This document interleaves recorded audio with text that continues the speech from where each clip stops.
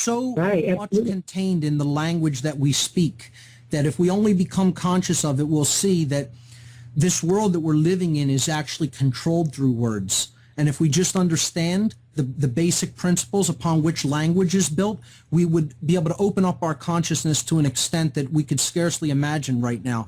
The study of language is just utterly incredible. It's a fascinating topic to undertake. I wish more people would look at the language and go into the roots of language, because when you do that, you understand what it is we're being told and what we're being basically fed on a daily basis, and it's not always a good thing. You know, sometimes words can be really empowering, and we can learn a lot from just what they are telling us about, how we operate with the world at large. And sometimes they control us if we are unaware of what they are saying at a deeper level. It is there to get people to live in contradiction with natural law, and to accept that they are the arbiters of truth. They get to make up what's right or wrong. See, moral relativism means that right is what's right for me at any given moment, wrong is what's wrong for me at any given moment. There is no objective standard of right or wrong. There is no objective standard of morality. Therefore, rights are meaningless, because rights are based on what is right, what is not wrong to do to another.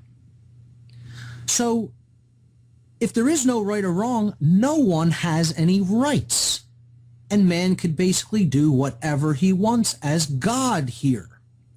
Does this sound familiar?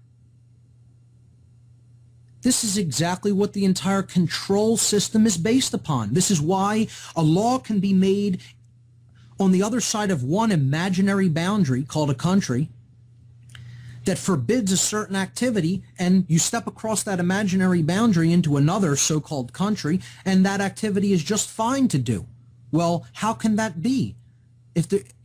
How could one country say, this is wrong, and you will be punished for doing it? There will be physical repercussions on your actions if you do this thing here, but if you do it over here, it's not wrong. It's okay to do that. This is utter nonsense, and always has been utter nonsense. It's just a game of mind control, because the elitist who rules that imaginary border, that's his little pen in which he controls his animals on his farm, and he doesn't like that activity, so he says that can't be done here. Well, this leader, this elite so-called, in this pen over here in this country, he thinks it's fine for his cattle to do that activity. That doesn't bother him that much, and so that's okay there. And that's all law is. That's all man's law is.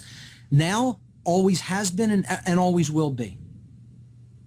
Because it's not based in natural law. It's based on tastes and preferences and what somebody at a particular time felt was okay for them, not what was right. That's why all law of man is not based in right. It has nothing to do with natural law rights. It has to do with the preferences of the dominator in any given region at any given time. And it's a methodology of mind control.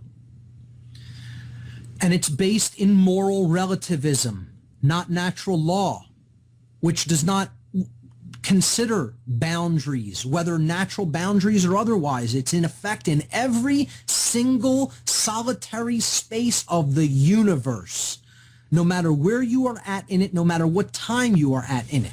Natural law is applying. It is in effect.